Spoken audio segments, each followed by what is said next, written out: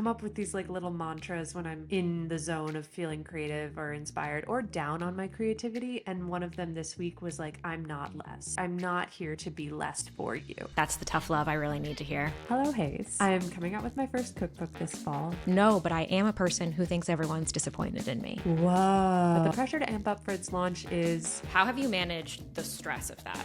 Not well. And listeners, this is such a safe space. Thank you for being here today.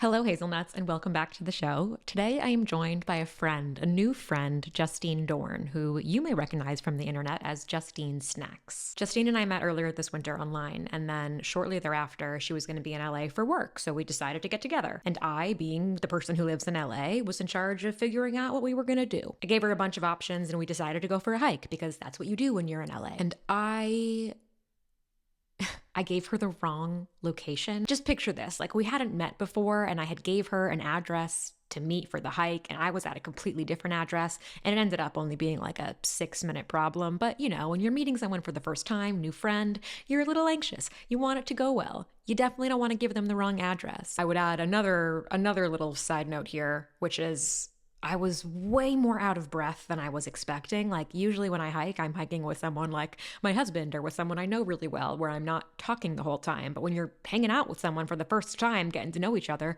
you're going to be doing a lot of talking. So we're, going up Runyon, which is the name of the hike that we did. I am huffing and puffing, like really struggling to get my words out. And Justine was wonderful about it. She was huffing and puffing herself, so it all worked out. But in retrospect, like maybe not the best thing to do when you're meeting someone for the first time. Considering we got along so well, given all of that, I should have known that it was a friendship in the making. Anywho, Justine has given me some really great advice over the many months that I've known her, so I wanted to invite her on the pod. In this episode, we talk about everything from the creative process to her iconic food videos, to our strategies for dealing with imposter syndrome at work, to her new cookbook, Justine Cooks. Get it? Justine Snacks, Justine Cooks. It's available for pre-order now and comes out on October 29th. I've already pre-ordered it and I'm putting the link in the description in case you want to order it as well. We also did something completely new in this episode, which is that Justine brought a Hello Hayes letter to read live to me. And during the episode, she said that this show, the Hello Hayes podcast, is where she wanted to come to be vulnerable about what the cookbook process has been like and what she's going through right now in her career. And I was really touched by that. So without further ado, my conversation with Justine Snacks. How do you pronounce your last name? Okay, so in America, Doiron, like Dorn. Doiron, okay. Yeah. But recently on a podcast, somebody pronounced it the French way, and I was so flattered. She was like, Justine Doiron, and I was like, oh, this woman is so wonderful. Are you French? I'm French Canadian is the heritage on my dad's side. Okay. So half and half German, half Quebecois. So when she said Doiron, were you like, oh my God, or was it like, oh, I've never heard that before? It was like, oh my God, and I felt I felt like very justified, but you can't in third grade be like, actually it's Doiron. Like you just, I mean, like you'd be the most sophisticated third grader. I really wish if I'm being so sophisticated, my name is Justine Doiron and I wish I kept it. But that's the French pronunciation. That's so gorgeous. Right. And when I go to Quebec, I'm very, very popular up there because it's a very Quebecois name. Oh my God. That's like the most beautiful. That sounded so beautiful. I feel like you should rebrand. Thank you. 5 years from now, when I have my French down, I will. Having to rebrand a name, I will say, has been one of the most as a long name person, I've gone through so many rebrands of my name in my life. Very, very more stressful than one would imagine, being an Alexandra. Yeah. I've been Alex, I've been Allie. That's also a hard one because you have all the options. So many options. Yeah. And so Robinson is not your maiden. Robinson's your married. Robinson is my married. Hayes was my last name, and I made Hayes my middle name. Okay. Go ahead. We're doing hyphenated. Both of us are hyphenating. I love that. We considered that. I don't even remember why we didn't, but I really love that. I know one other couple who's done it, and I think it's really cool. It's interesting. I feel I'm still trying to get over the guilt of asking him to hyphenate, which is so interesting. So How does he feel about it? He's fine with it. He just wants us to have the same name. Like, ideally, it would be Lipka, but I just can't. I've spent 30 years with this name, you know? Mm-hmm. It'd be Mm-hmm. weird to get rid of it, which is so funny because I was so excited to marry out of it because it's hard to spell. But Yeah. no. It's funny how our minds change. Like, I have no problem that I changed my name now. Like, I love Mhm. the name Alexandra Hayes Robinson, though I am hardcore a three-name girl. I Like, it would be wrong to have you as anything else. like I'm Alexandra Hayes Robinson. Like, address me as such. Yeah. I But I will say, 4 years ago, or 5 years ago when we got engaged, 4 years ago married, I don't know how much thought I put into. Like, I don't know how much thought I put into whether the last name decision. I feel good about it, but like if I were to make the decision now, I might make Mhm. a different decision. And that's like a Interesting. crazy thing to I'm really glad that I think it's part of probably why I'm so glad that like Hayes has become such a Yeah, like because part of my identity. I was gonna say it's like a both names are in a way both a big and small decision because they don't change anything about you, but they are still a big part of you. And I do Yeah. like that Hayes is like something that's very much solely yours and very Yeah. recognizable. Yeah. Yeah. Well, how would you like me to are you on this I'm podcast, are you Justine Dorn or are you Justine Doiron? I'm Justine Doiron. Thank you. Okay. Well, Justine Dorn, welcome to Hello Hayes. Thank you so much for having me. I love that we just like I'm so happy that you're here. I love talking to you. Every conversation with you has always just been like so fabulous It's from the been beginning. I feel like we just dove deep from the first day we met and it just has not stopped. Do So, you likewise. have that like experience a lot when you meet people?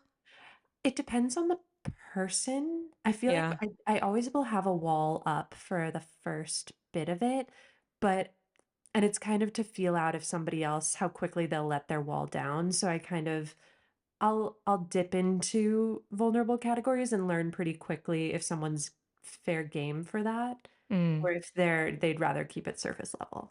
I think that's such a good way to I love that phrasing, like dip into the vulnerable category to kind of suss out like what this Yeah. could be.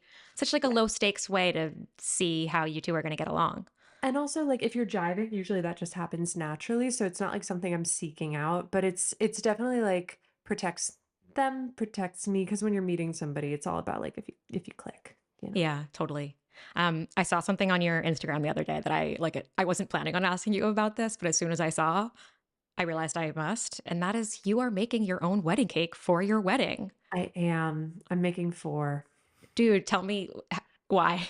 Okay, so I was Pinteresting, as all of brides do, and I all the cakes that I was drawn to are 1 tier, and, like, 1 tier really beautifully decorated, and there's still 4 layers, so they're still, like, a big cake, and I was pinning all these 1 tier cakes with just, like, fruit on the top, really simply designed, and I was like, "I can definitely make this." And then we were looking at more bakeries and how much they cost, and I was reasonably, I should be making my own cake. And then this Mm, way it gives us all the flexibility in the world. So I think it's kind of cool to have one hero cake, which is the one I baked on Instagram. And that's a lemon olive oil pomegranate cake. I know, I'm really excited. And then so that's gonna like sit on one like cake stand and we'll cut into that one. And then we'll just have 3 others, also one tier, kind of hanging out, and those are gonna be decorated as their flavor. So it's just gonna be like old school, like your mom's church backyard wedding mm, cakes. I'm really excited. mm. How does this like what does the planning for that look like? When will you actually start baking? Okay, so if I get married on Saturday, which I am, I'm gonna be baking all the thing is this is not my wedding is probably like 100 to 120 people. Hmm. And also I reasonably know not everybody gets a slice of cake. Hmm. So these are gonna be 10-inch 4 tiers. And I will be able to bake all of those on Monday. I'm gonna fridge them and then decorate Tuesday, Wednesday, and then they'll probably I might have to push it a day. We'll see. We'll see what I'm doing Thursday, Friday. Do you think that will having this kind of tactile task the week before your wedding, like, do you imagine that that's going to help ease your nerves? Do you think it will exacerbate them? Now that we're like really talking about it, the fact that I'm doing this truly for the photos and the being able to say that I did it is this is a bad choice. I think it'll be nice to have a project that isn't related to favors or guest Mm. lists or anything like that. That is something that I actually like doing, and I think Yeah. it'll make the wedding feel very personal, and that's why I'm doing it. Yeah, I don't think it's a bad choice at all. I think it's a really smart choice to have something that can like take you out of the holy fuck, I'm getting married, like all eyes on me, I'm And throwing a party feeling. and the other thing is I work for myself, so if I don't have something to do, I will so easily spiral. Hmm. So I'm hoping to avoid that. The one thing is I will probably spiral about fridge space. I have a few friends who own restaurants, and I'm just going to be like, "Can I use your walk-in fridge, please?" It's Yeah. Oh, I wish important. I was in Brooklyn and had a fridge to share with you. I would take up at least 2 cakes worth of space.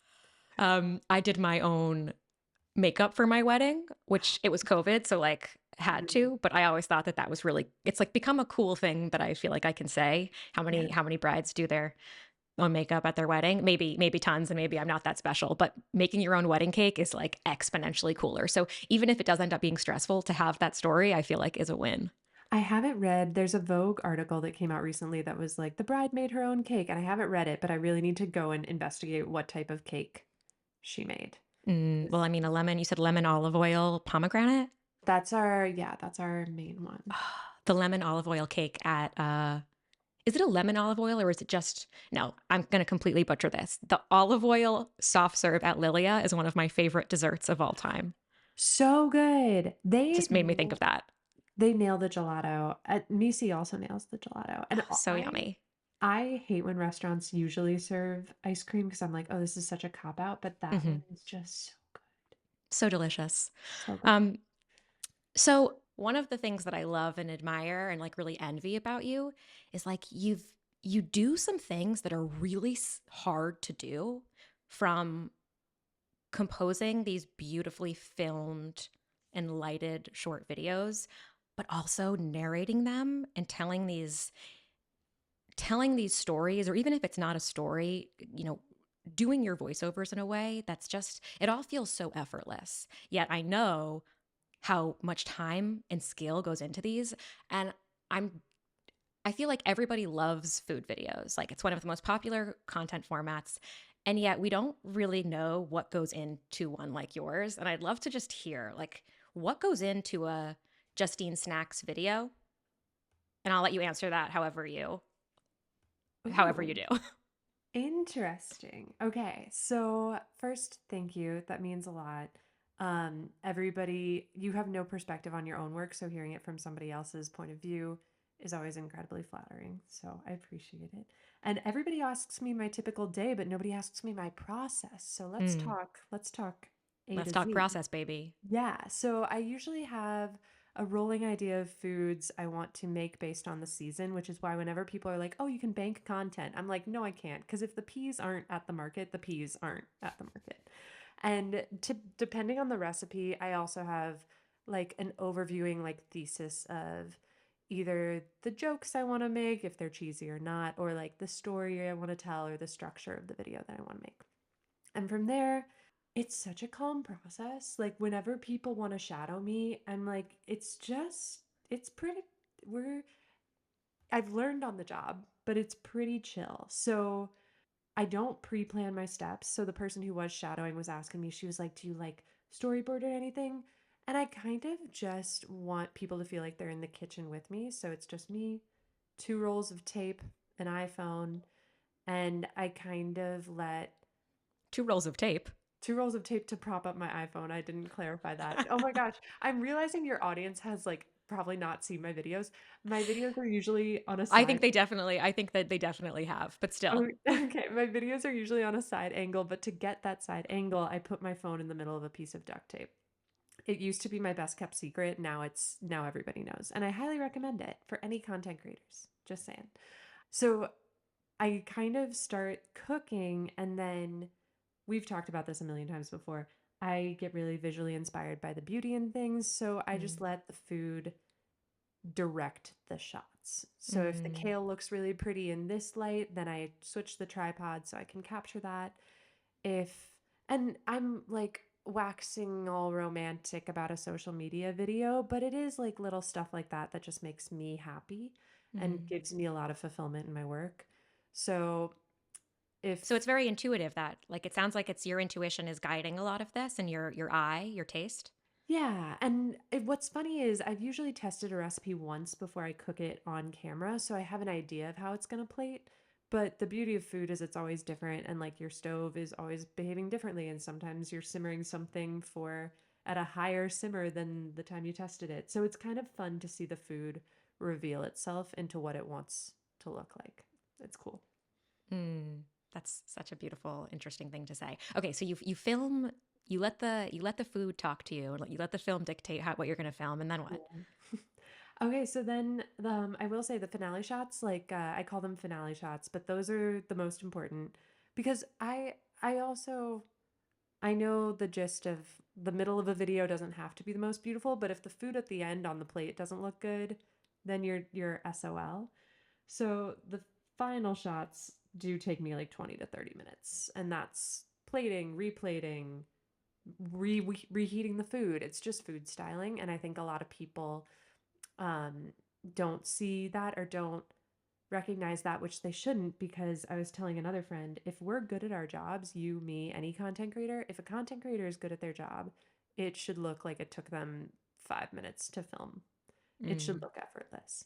Because that's half of the escapism of people consuming content is mm, like, oh, this girl, like for example, one of my favorite fashion creators is in Paris right now. And on her photo dumps, I really like pretending that somebody just snapped a photo of her at Versailles and she looks that great. I don't see the 75 photos on her camera roll, and that's part of the escapism of it, and same with food.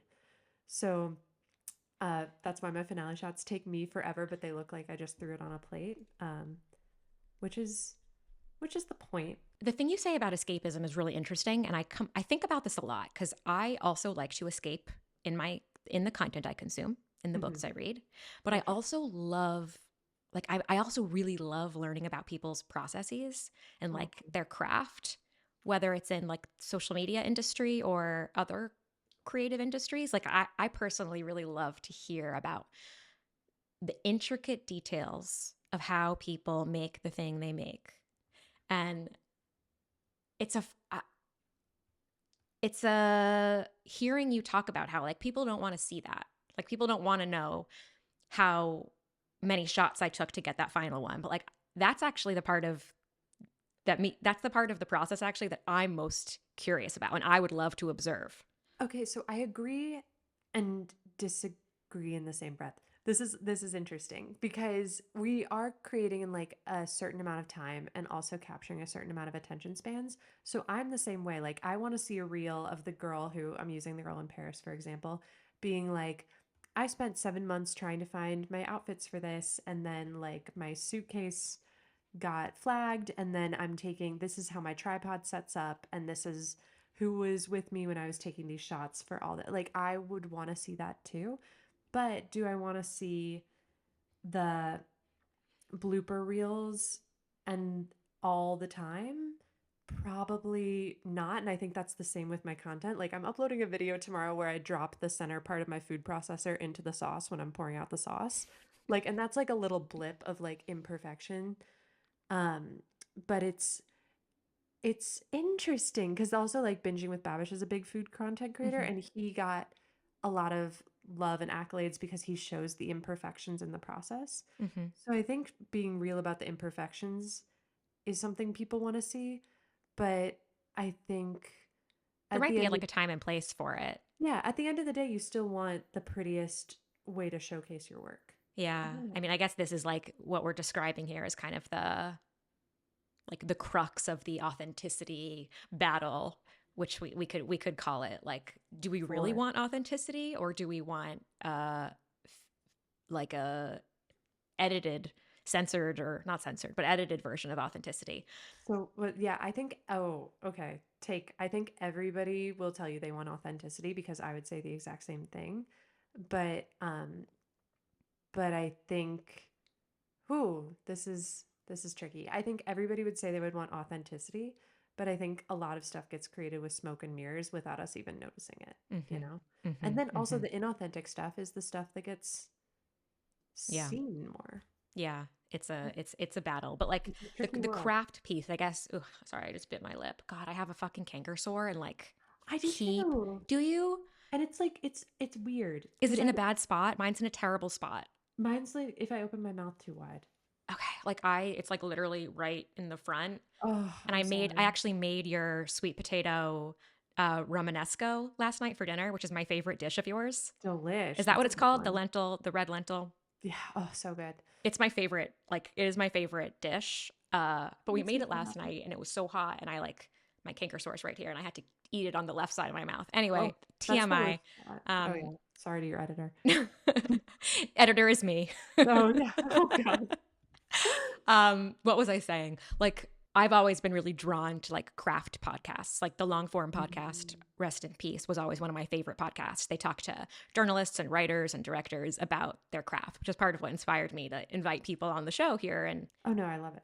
I could talk anyway, process all day because I think a part of me likes to be I don't know, a part of me likes to be like the soldier who's like it's harder than you would think. But then another part of me really knows that like a lot of people are interested in the nuts and bolts. So I could talk it all day. okay, well, good because I'm going to ask you now about your voiceovers Oh, because that's voiceovers are hard. Like I would really like to be able to make good voiceovers, and it's something I'd like to get better at. mhm. But it's really, really hard. And I'm curious what does the process of making a voiceover look like for you and how have you learned? So I still think it's hard and I'm still trying to figure this out because if people DM me on Instagram, I will, even if they're just people who follow me, I try to answer as many DMs as I can and I will voice memo back because I'm a crazy person. Mm. And so I'll send a voice memo and listen to it and be like, oh, this is very engaging and very conversational. Why can't I do that with voiceovers? It's Mm. just the weirdest You thing. do though. Like I I think you do. Thank you. I've manufactured it so that I'm not allowed to do second. I'm not allowed to cut and rearrange. So I use the TikTok app directly, which is why some of my voiceovers have longer pauses than other creators. Because I know a lot of other apps, you can do your voiceover in your video editing app, or you can do it on your computer. And Hmm. from there, you can splice it. So if you like one sentence, but you don't like the other, you can delete the other and then like make refigure. On TikTok, you start and then you can stop, but you can't redo. So to, Are you writing out what you're saying before? no, I just it's in my head, just vibes. Just I vibes.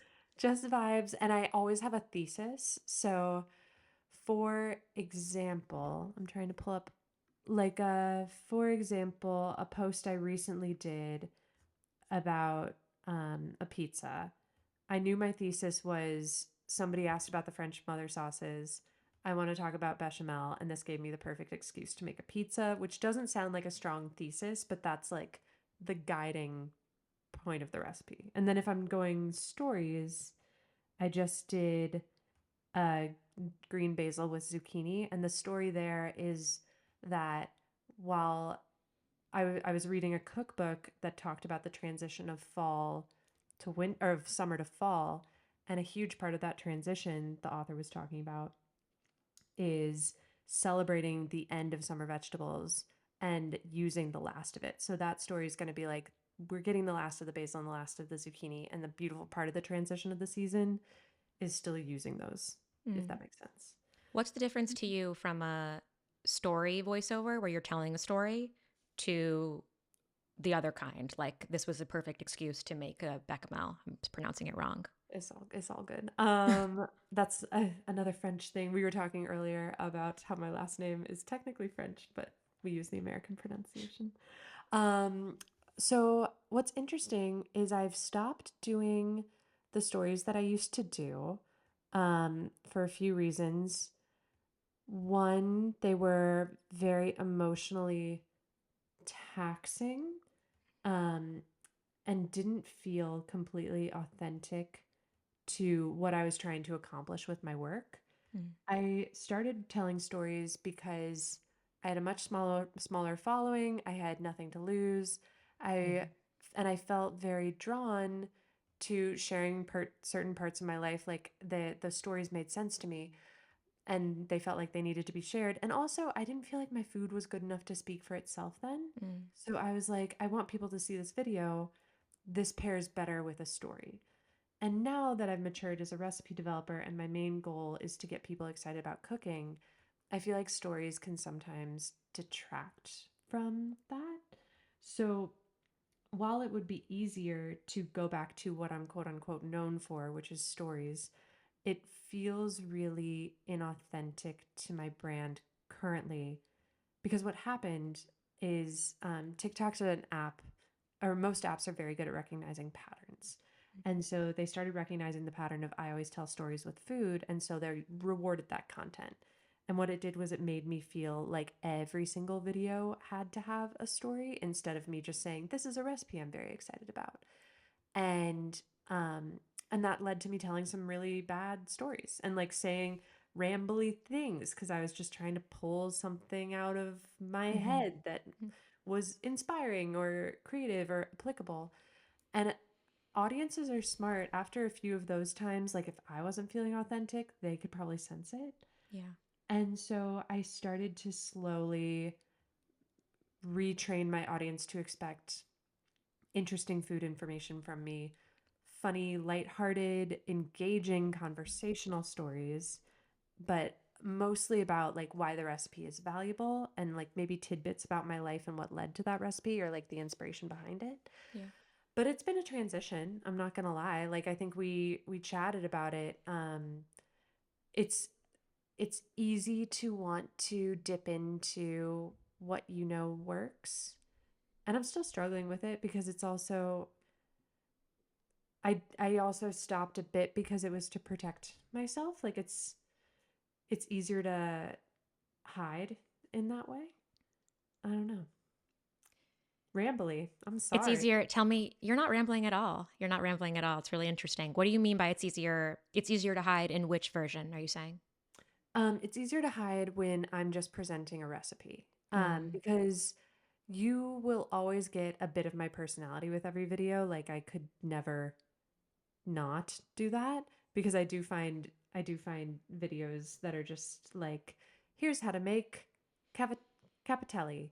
You take the lamb and you brown Yeah. it. Yeah, those will never be something that I will be drawn to create just because I would feel limited. So you're Yeah. always going to get my personality, but some story but attaching myself to the storyteller narrative opened up what I call gap theory, which is wow, we're getting in deep. Yeah. Tell um me. I think that when people see you on social media and they see you for a few, like for you, they've seen you for 3 snippets of your videos where you're answering a question and they really like you. What they do, or what we're naturally inclined to do as humans, is kind of fill in the gaps of what we don't know about that person Yeah. with just with information from what we perceived and kind of create them into somebody that we want to like. And then that filling in those gaps is something that, let's say we meet that person in real life, they'll eventually fill in for us. And so your gaps might be correct, they might be incorrect. And that's why they say like never meet your heroes and stuff like that. Mm. So um by it's easier to leave a bunch of gaps because people tend to fill those in favorably.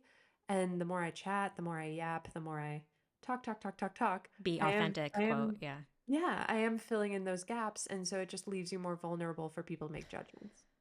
Mm. Did something happen that made you want to protect yourself more? Or is it just as your platform has grown and your success has grown, you have more to lose and therefore are more fearful? I do think the quote unquote have to lose conversation is really interesting because it's like, do you have more to lose? I always think about that. I Yeah. think as my platform has grown, I've realized the gravity of each post. I call it like adding money to a bank account. Um, and that's not even a good metaphor, but like every post does matter. Somebody's going to see that. It's going to make them think a certain thing. So you can't just, you know, some people do throw up stuff Right, willy because you nilly. can. The Yeah, the every but post matters is like a approach to making content. it's my perspective on content for Yeah. sure. Getting very in the weeds about it. But so that's with having a larger audience, I felt a larger responsibility to put out high quality content.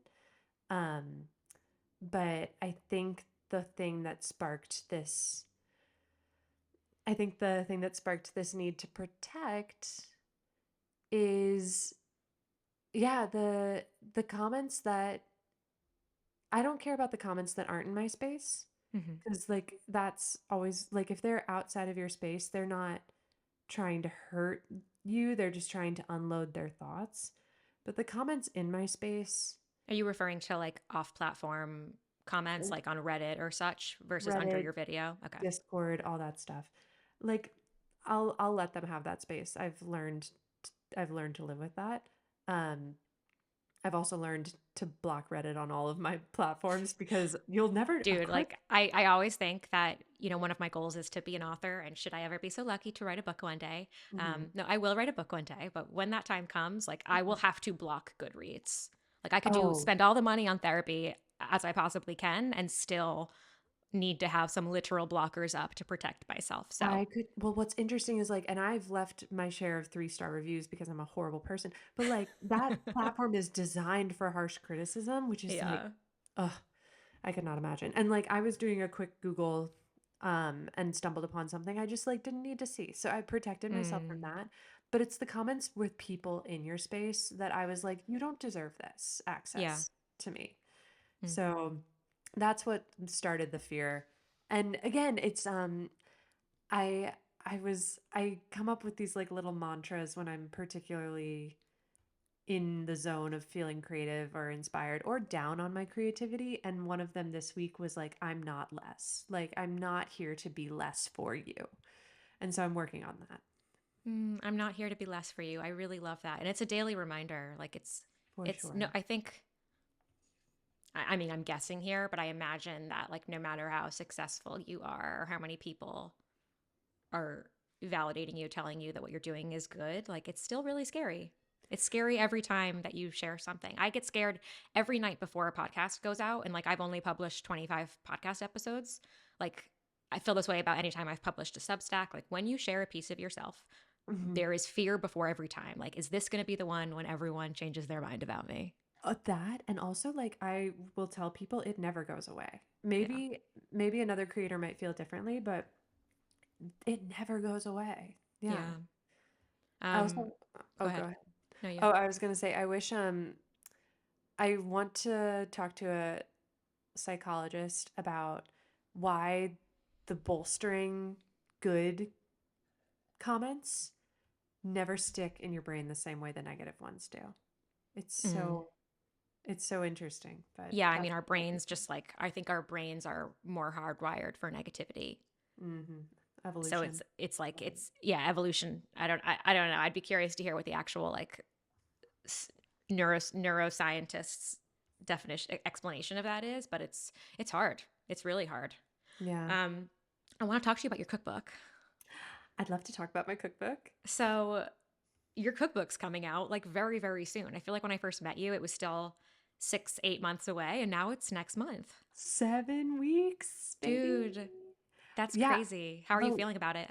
um okay, fully honest, Yeah. I was so nervous about it. I think when we chatted, I didn't have it in print, so I had no idea. And, like, I was looking at the PDF and overthinking, and I was like, "Oh my God, what's it gonna be?" Then I got the print book, and also we did my book's chart because the day you signed your book contract is your book's birth date. So I did my book's astrological chart, and it's a What is very she? I Is should she a she? Is your book a she? she is I think what's January's Capricorn, right? Okay. But is she, I'm saying, is she a, have you decided that she is Oh, a female? she's a girl. She's a girly Okay. pop for sure. There's a beet pink brioche in it that's like a hot pink bread. Like, she's a girl. Fab. Um, Gender is a construct, but whatever. So she's Capricorn with a Leo moon, and that's very important to me. But I really do feel just so excited for people who like my recipes to be able to see the recipes in the book. I feel like Mm. they bring a more cohesive perspective to my work. I think they're really fun. I think they're really unique. And having it in print, I was like, okay, it's ready. It's ready for the Mm. world. Mm. You Mhm. said when you started to say, you said my honest answer. That Oh, seems like that's like the super positive side. Has my there been anything that's you're feeling less than positive about? my honest answer was that I did my book's chart, which I find really embarrassing. Oh, well, that's fucking amazing. No, not embarrassing. I love that. Um, but and what's so funny is if people would ask me like on a scale of 1 to 10, I'd say I'm a 6 on the astrological scale, but I find it very fun and empowering. What does that mean? What does that mean of being astrology is like I don't You understand. don't know anything about it. Though I want to desperately like be It's on the okay. in there. It's okay. You're fine. You're honestly better for it because it lets me validate a lot of my judgments about people, which is bad to do. But I when I say Like, one oh, to you're such a like of course that person's a oh, Taurus type vibe. yeah, like, I'm like, "Oh, Mm. he's a Gemini man." It's so bad, it's so bad. Okay. But on a scale when the scale is 1, like, you don't believe it, you don't care. 10 Okay. is like, your son needs to be born on January 5th because it's auspicious according to your astrological chart, like, stuff like that. Okay. I'm a 6 in the fact that I am like, this is probably not, like, set in stone true. I find it very fun, and I will use it in daily parts of my life. So what does your book's birthday mean to you about this book's life? Okay, so my friend who's very into it told me that the book has stability, and Yes. staying power, and that means a lot to me. Because right now we're in the pre-order grind, which if you're listening, pre-order means way more than an order after. You have no idea. You have no idea. Tell what why Um, is that? because all pre-orders indicate to booksellers across the country if they should stock your book. Mm. So that's hugely important. The only reason my book's in anthropology is because of the pre-orders I got from my audience, and I'm very grateful. Publishers also do a lot of internal decisions about sales, marketing, how many assets to allocate to an author based off of the pre-order numbers all the way up to pub date. So if I'm going to get advertising dollars from the publisher for my book 6 months down the line, they are taking into account the pre-order numbers from the day before my book published. So external sales teams, internal sales teams, um, just general pressure from Mhm. everybody at your publisher, which makes sense. That's their whole entire job is to make sure you succeed. Yeah. Sure doesn't help me sleep at night, but it is a part of the process. Mhm. And I'm saying this with the most love because my marketing team is absolutely amazing. But pre-orders are just, they're the number one indicator of a book's success. Mm. And they're so, so important. So it's kind of like uh the book selling process begins the day the pre-order is announced versus the day the book is out in the world. Yeah. And we announced early, but like as authors are now more and more people with platforms, the announcements are coming earlier and earlier and earlier. And it's for this reason. Mm. How have you managed the stress of that? Not well. We are in the safest space. We're in the safest space. And listeners, this is such a safe space. Thank you for being here today. The stress has really, I say it really messed with what I call my North Star of my content because as a content creator, or a recipe developer, my goals were always very clear. I did 2 to 3 new recipes a week. My goals were to make them as beautiful as possible, as engaging as possible, and as cookable as possible so that people would find great value in my content. Now, with the book, I have 110 of those recipes, but nobody's seen them. Mhm. And so I'm really struggling with, well, do I just continue to churn out 3 new recipes when I have 100 just sitting here dormant? Mm. And I've made the recent decision that I'm just gonna do what no cookbook author's ever done before, and I'm just gonna be showing the recipes all the way up till pub because they deserve that time. And also I was discussing this with a friend who's a publicist. I was saying it's hard for me to wrap my head around a second book because I know if I put a recipe out that's really amazing tomorrow, I can get 500,000 people to see it. Where with Mhm. a book, let's say 10,000 people have pre-ordered and Like, how many books have you flipped through front to back, you know? Hmm. I So will of say I the absolutely love reading. Like cookbooks are one of my favorite types of books to read. yes, same, same. So I'm I one of the few who will read all of the stories in the cookbooks. oh, me and I what's up what I like is since it's a cookbook, it's not a lot of words, but a lot of photos. You can like get through one in an afternoon. I was just going through Zoe Francois' cookies. It's on my couch. It's great. Um, but what I was saying is like of the 10,000 pre-orders, like maybe 1,000 people will see that particular recipe. So it's like this struggle that has made me stressed. Oh, sorry, what were you gonna say? No, no, no. It's just very interesting how your goal is really to get people to do the recipes. Posting the video about the recipe, there could be, 500,000 people who actually do it then, Uh, versus if they read it in the book, it's just a smaller volume. And if one of your whys is to get people to do these recipes and see food the way you do and enjoy it, posting about them helps you reach that goal. Absolutely. And also, like, if 500,000 people see it, I know for a fact it's not 500,000 people Right, right, making it. right. But my goal is to get people as excited and inspired by this food medium as I am. Hmm. So I love it when people make my food. I feel like that brings a lot of value to my life. But like my big why is I just want to add like a bit of inspiration or a bit of nourishment to people's lives.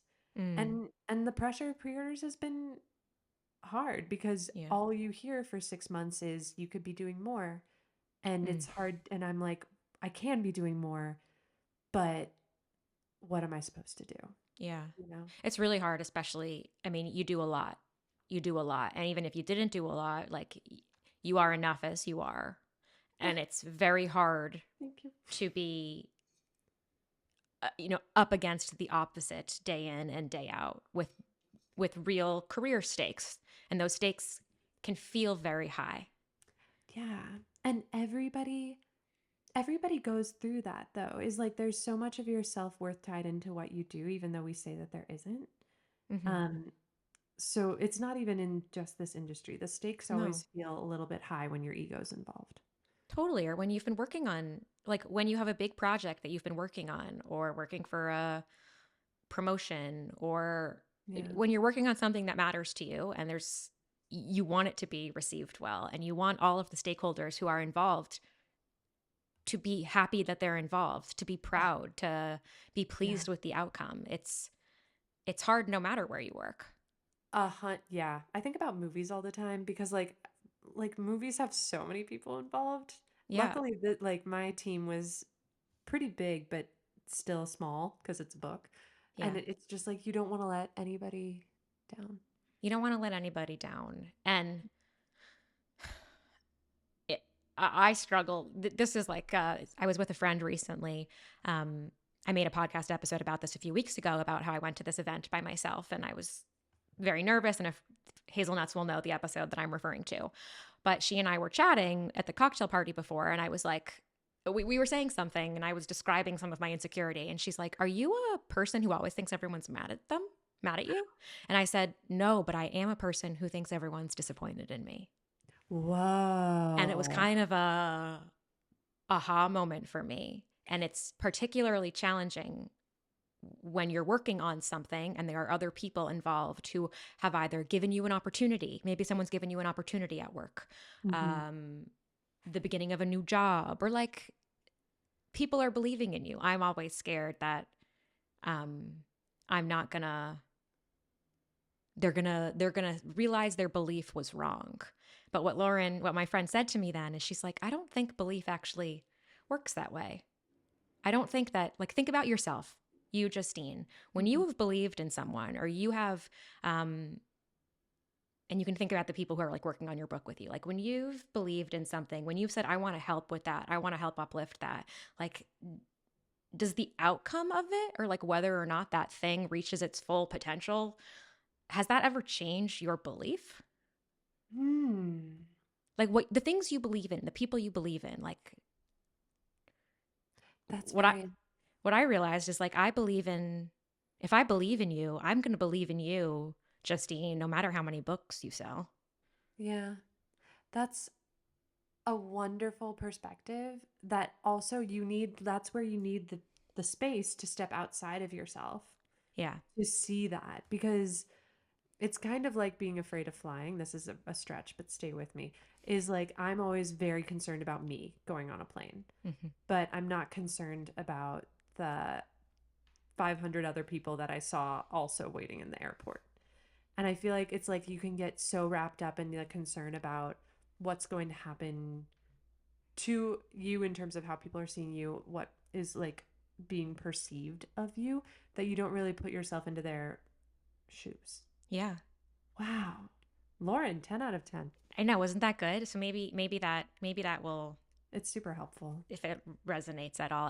It's hard with something though when like there are like it isn't all so soft and gooey and everyone loves you, and like there's like money involved, and it's a publishing is a business, Yeah. and still you have to remember the truth, which is like you are enough, you've worked hard enough, even if you did not a single thing for the next 7 weeks to sell this book more, like you've done enough.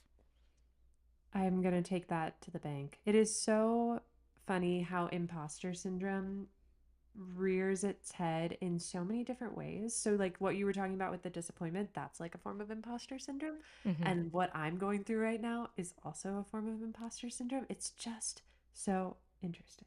And it never goes away. I mean, Love maybe, that. maybe it will eventually, but I imagine it'll just like morph and take shape and like evolve into something new, and we'll always be kind of trying to. What's your best way to cope with it? Because I find vulnerability about it is my strongest coping mechanism. Mm. Well, me too. And I think, hmm, what's my best way to cope with worrying that I'm disappointing everybody and like that I'm never gonna live up to my potential and will disappoint everyone in the process? Like Um, okay, well that piece of it. that's your Genuinely, is specific that tack. what you're asking about, or a different piece? I was going to say just imposter syndrome in general, Imposter syndrome in but general. that is your brand of imposter syndrome. That's my brand of imposter syndrome. I think, I haven't cracked it. It is the thing that feels very debilitating.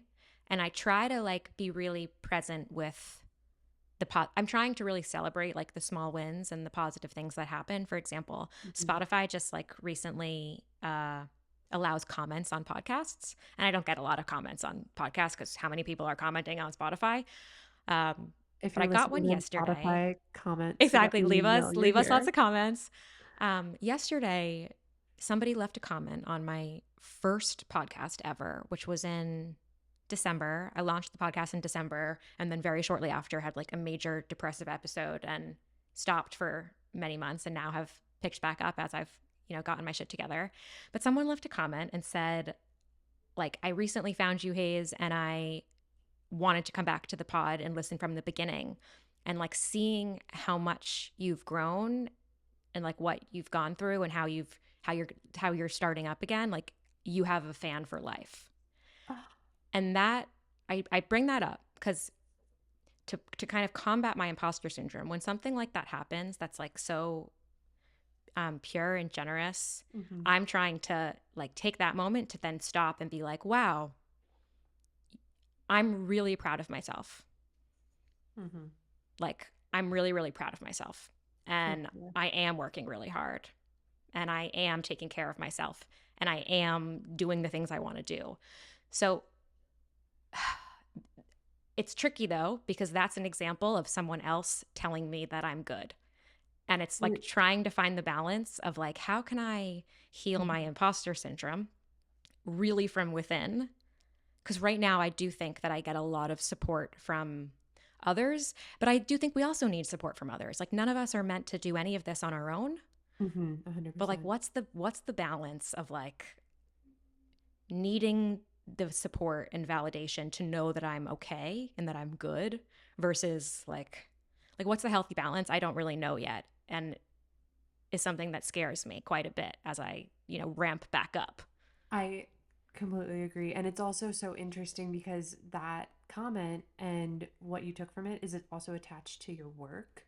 And I Hmm. think just generally, attaching worth to work is something that is so difficult to, as a highly motivated person who's really interested in creating things, which you are, like it's hard to remember like, oh, I'm not my work. Yeah. However, this validation for it feels impactful. It's a very tricky line to cross, Yeah. to walk. Yeah. Yeah. So I don't know. We'll get there. We'll get there. Um, I know that you brought a Hello Hayes letter. I would love if do you want to read it or do you want to, how are you comfortable? I will read it. Let me get it for you. Okay. Hello, Hayes. I'm writing to you, hi, with a dilemma about work, our kind of work, to be specific. I'm coming out with my first cookbook this fall, something I'm so proud of and so grateful to have had the opportunity to make. But the pressure to amp up for its launch is dot dot dot. Well, overwhelming. I'm a social media content creator and I know what levers I need to pull to go quote unquote viral. But pulling those levers doesn't feel authentic to me anymore, and if I'm being honest, it's never my best work. The book feels so authentic to me, but I feel almost forced to pull those inauthentic social media levers to make sure it succeeds. So, my question is, what's the best strategy for this? Do I just put my head down and feed the beast that is social media? And what does being authentic online mean anymore when being online is essentially the gig? Mm. I tried to read it in Yours, your cadence. Justine Doiron. Yeah, yours That lost in the internet. that was perfect. That was perfect. And a first for me. That was a first for me. I've never had someone read a letter directly to me. So, It's weirdly yay, vulnerable. It's weirdly vulnerable. Vulnerable isn't will be it? like the my buzzword of the episode. Yeah. It's Oh, well, I'm so honored to have you be vulnerable here. I guess. Okay, questions for you. What are the levers that you are dreading? Like, what are those levers? um going back to storytelling when Mm, I will be kind of, for lack of a better term, emotionally manipulating my audience so that mm, people will stay for the entire video. I've done it before, not intentionally emotionally manipulating, but kind of like wanting to get people to feel something. And I've worked so hard to make the food the star that that doesn't feel authentic anymore. yeah. Um, the other levers are making viral-esque recipes Yeah. that um, for like I the other levers are making viral-esque recipes that aren't necessarily foods I want to eat. I love creating foods that like live in my kitchen, and these viral ones are usually a little showy, a little impractical, a little futzy, and Hmm. it's not a lever I want to pull because it's not authentic to the book or the food that I create. And then what does a view like a lot of views on a really cheesy grilled cheese or something is probably not going to equate to the result I want anyways. Yeah. But it's tempting because you want to be relevant, you Yeah. know? I'll say that like anytime I have made a video, anytime I have made a video because I was pulling a lever, Hmm. I've pretty much always regretted it. I I feel the exact same way. I haven't done it in a long, long time. Um, but it's it's weird because you see the views start to pour in and the comments start to pour in. And I have said this early on, virality is a privilege and a lot of people abuse that privilege. Yeah. Um, a privilege in the way that it should be used honestly, and pulling the levers just feels not Yeah. honest. And Well, to go ahead. somebody listening, I don't want to put words or thoughts in people's heads, but if you're like, oh, it's not that big of a deal, it feels like a big deal when you're the one pushing it, Yeah. you know? No, I think this question is a big one. Your book is precious to you. Hmm. Like your book is going to live longer than, well, I guess it will live the same amount of time as a video, but like a book is precious and you're thinking about what are you willing to do and what are you not willing to do to give this book the best life it can have. Hmm. Hmm. And what are your goals for this book? What does success look like for you with this book? Hmm. Interesting. So I think every author will tell you they want to hit the New York Times bestsellers list. Yeah. So that's like week one, what success demonstrates to me. Um, but in terms of world impact, I want this book to get into the hands of people who love to cook, and I want them to be behind it, bolster it, recommend it to people, cook from it, have it stained on their kitchen counter, have it scratched up because they love the brown butter tahini noodles so much that they've made their own notes on it. I want it to live a long and useful life in people's homes. So that's like, and that's just such a vague notion No. of success. So when people ask me, all I can say is New York Times list because that's the only tangible thing that Yeah. feels real. But I think both of those are like very fair and can live side by side. So Mhm. if those are your two big goals, we think about what does I think that ultimately we have to decide like what is going to be your threshold for like tolerating some discomfort here. Mm. Um and this you don't need to make a permanent decision about what your strategy is. I think the key is going to be trying to figure out the balance between doing something that feels lever-esque, but that still is aligned with like who you are now. Yeah. I don't think I'll ever be able to pull a lever again. Yeah. And that's the discomfort that I'm going to have to sit with Mm. that you mentioned. Because, like, when I think it's accepting what I'm willing to tolerate, because I don't think I'm never going to tell another story again. I just think I have to wait for my brain to present me with Yeah. the right one. But it goes back to what we were saying earlier. You always think you can be doing more. Yeah. And maybe that's the discomfort that I have to sit with. Right. Like it might, and especially you, like I see you as someone who does so much. Like you truly do a lot and you do it really, really well. Thanks. Yet you feel like you're not doing enough. And in fact, you're feeling like you need to, the key to success is to actually do things that feel inauthentic to you. And I don't think that's the key to your success. But that's the imposter syndrome, like speaking up here. Mhm. There's no evidence that like pulling levers that feel inauthentic is going to make your book reach the New York Times bestseller list and get in the hands of people around the world so that they can Yeah. enjoy food. Yeah. Yeah. Like, but That's it's going to make you sit with, even when we know sometimes we're doing the right thing, like sometimes it's more comfortable to do what used to work mhm. because your brain still thinks that like that's the thing that's going to make your book pop off. Yeah. And that's wow, that's a really good aha moment is like all of these things I've written are just beliefs.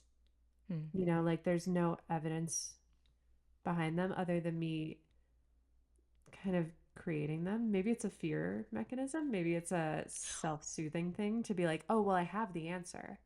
I can control it if I want to, but I'm Yeah. choosing not to. Oh, totally, totally. Interesting.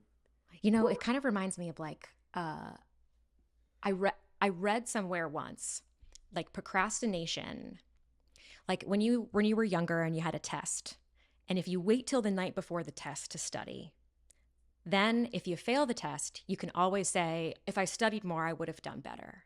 Mhm. It's sort of like a protective measure that you can always say, well, if I had more time, well, if I did X, I knew what would have worked, but I chose not to do that. So that's on me. Versus, I tried really hard. I lived in a way that was authentic to me. I made choices that I felt good about. And what I wanted didn't happen. And I still fell short. And that's fucking scary. Yeah. That is probably my biggest fear right now. And it's Yeah. it's so interesting because you just learn the narrative that if you try really hard and if you want it bad enough, you're gonna get it. And it's detaching from that and detaching your worth from the achieving Yeah. that is so hard. And so they're that it wow. Yeah, this has been a an eye opener because it's a defense almost. Yeah. And in that though, you can realize that like it's not real. Yeah. Like it's a it's you are on the defensive. You're trying to like protect yourself from something, but the like you're actually already doing everything you need to do. Mm-hmm. A person, you're doing everything you need to do. Mm. Wow. Your first letter on the air, or in real life letter, and it feels like we came to not an answer, but like a realization that the answer was in the letter, which I find very interesting. I love that. I think so too. Your question about like what does being authentic even really mean? Oh yeah. Like what about that question feels relevant to the thing you're going through right now? I think I was maybe looking for I think I was maybe leading the answer towards what I wanted to hear, which is just do whatever you want to do. Mm-hmm. Because, granted, that's the feedback I get from my audience who knows me online. They're like, whatever you want to do, show us what you want. And I feel like that's the answer I was digging for is to be authentic means to be following what you find most interesting. Mm-hmm. And now that I say it out loud, like reading hundreds of comments of people being like, do what you want, and me being like, but you don't understand. Like, that's a huge risk. But now saying it out loud, it's kind of the answer I wanted. And that's to present authentically online means to create what you feel most drawn to show. Yeah. But it's like, again, to what we started this conversation with, how is it possible to be authentic in an inauthentic place? And that's where that push pull comes from. So the easy answer is do what you want. And then the push pull behind that is, but know that you're going to get feedback and people are going to make assumptions and you might not get the results you want. It's like it's a beast. It's always a pull, which is why I think there will be a little bit. Like I think to challenge you, I think there are ways to pull these levers that are still Mhm. aligned with your values. Yeah. I know that you can figure out how to use the lever being something that's going to drive book sales. Yeah. If the assumption here is that like a virality or whatever is going to drive book sales, I think you can still do that in a way that feels authentic to you.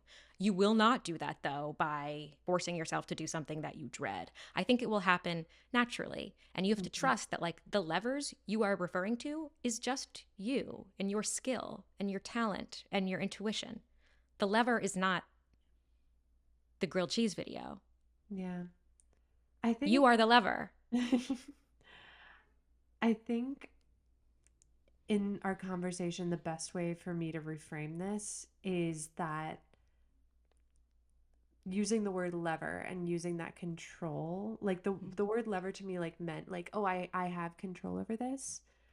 And I think that what I've realized is just having confidence in my creativity as or Yeah. my work, like what you said.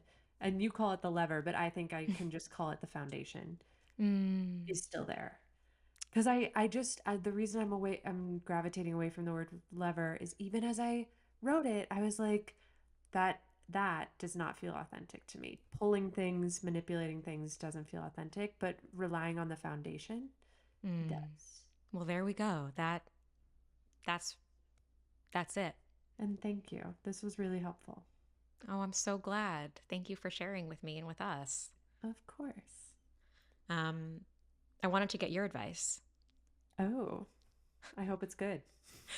Um, so Justine and I spoke yesterday before this podcast because we were originally going to film yesterday, but we had a little technical issue, but we ended up just chatting for a little bit. And you said something to me. You said, I forget how we got here, but you said something like, in our, what I've heard in our past conversations is that you're very Hmm. hard on your past self. Hmm. And that was sort of like a aha moment for me. Like, I know that's true, but hearing like, hearing a friend say that back to you is always very revealing. So my question for you is like, I'm sort of, I feel like I'm starting from scratch with Hello Haze, which I know isn't entirely true, but I say that with like from a place of strength and optimism. Like I have this opportunity. I have reframed. I used to feel, and I still feel sometimes, like I missed my opportunity.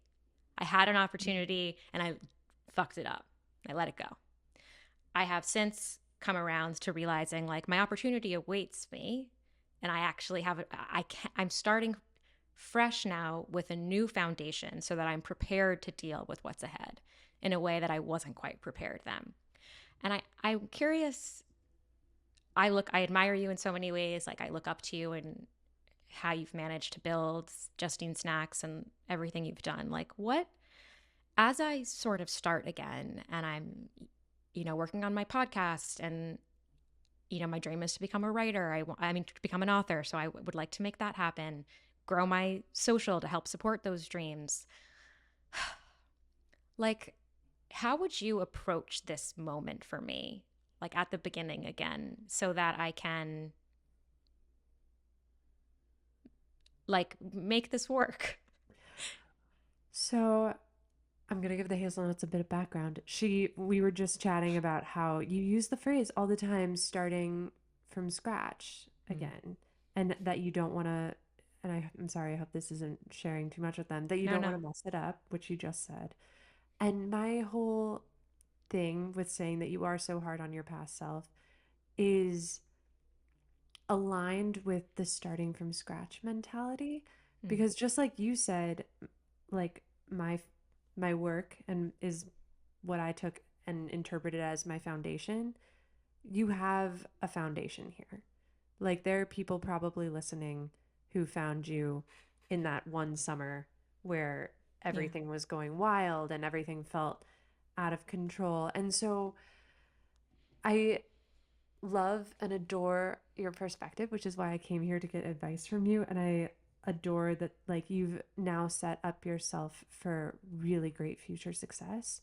But I think the mentality of we're at square one again is Mm. the one mentality that's holding you back. I think Mm. because as I see you, is like you have this wonderful intelligent platform and this really interesting base and like audience that's super drawn to you and work that is very inspiring.